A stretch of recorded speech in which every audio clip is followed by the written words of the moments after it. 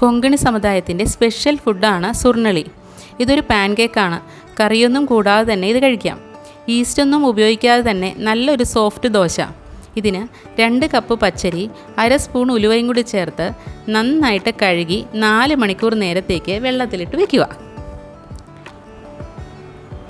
1 cup അവല് വെള്ളത്തിൽ കുതിർത്ത് വെള്ളമൂറ്റി മാറ്റിവെക്കാം. ഈ കുതിർത്ത അരി ഒരു മിക്സിയുടെ ജാറിലെടുക്കുക. ഇതിലേക്ക് കുതിർത്ത അവല് ചേർക്കുക. 1 കപ്പ് തേങ്ങാപ്പീരയും 1/2 സ്പൂൺ മഞ്ഞൾപ്പൊടിയും ചേർക്കുക. 1/2 സ്പൂൺ ഉപ്പുപൊടിയും കൂടി ചേർത്ത് കുറച്ച് വെള്ളവും കൂടി ചേർത്ത് നല്ല നൈസായി അരച്ചെടുക്കുക. ഈ മാവിൻ്റെ കൺസിസ്റ്റൻസി കണ്ടോ? ഇതുപോലെ ആയിരിക്കണം. ഇത് 8 മണിക്കൂർ നേരത്തേക്ക് ഫെർമെൻറ്റേഷന് വേണ്ടി മാറ്റിവെക്കാം.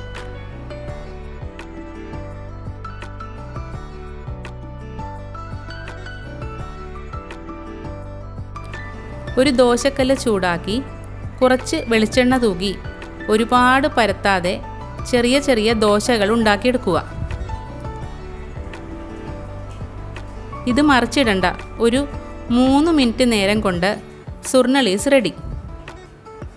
സുർണളി വെറുതെയും കഴിക്കാം, ബട്ടർ ചേർത്തും കഴിക്കാം. വേണമെങ്കിൽ അച്ചാറോ സാമ്പാറോ കൂട്ടി കഴിക്കാവുന്നതാണ്.